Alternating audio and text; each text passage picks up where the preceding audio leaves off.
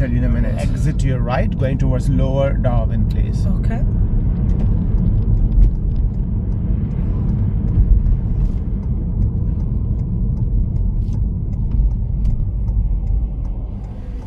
So the motorway is going, which means they are on. See, I want to go. That's it, good. Well done.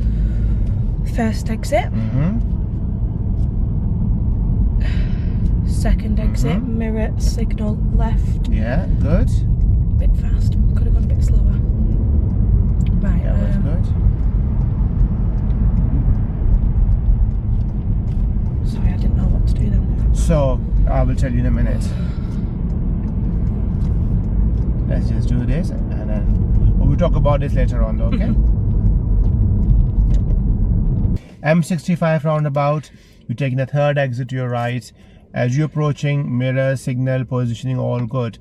You're slowing down, approaching nicely. I can see that you looked under the bridge and the traffic was stopped. Yeah. That means you knew the traffic is coming off the motorway. So you put your focus over there because they're not going to come because they're controlled by traffic light.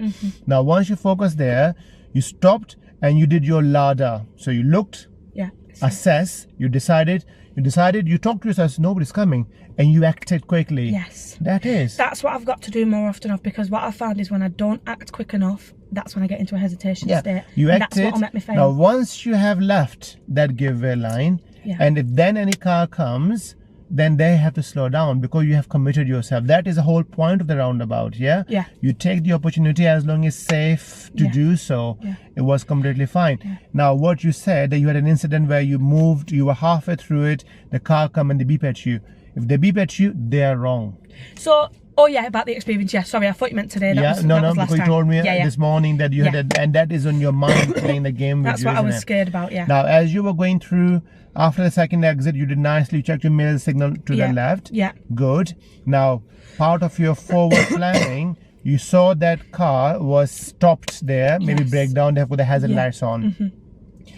What you should do. So you said, I don't know what to do that time. I don't know if I did now, it correctly. Luckily, there was enough room for you to stay in your lane, but move over to the right a little bit. What you should have done, because you're changing your direction within your lane, you check your mirror.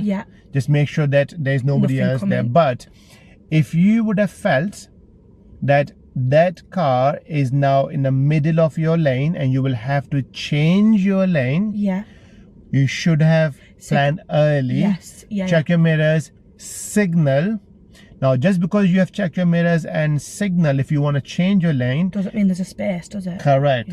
Now, if nobody's giving you the space, you stop safely. Right when they give you the way, then you check your mirror again and go around it, though.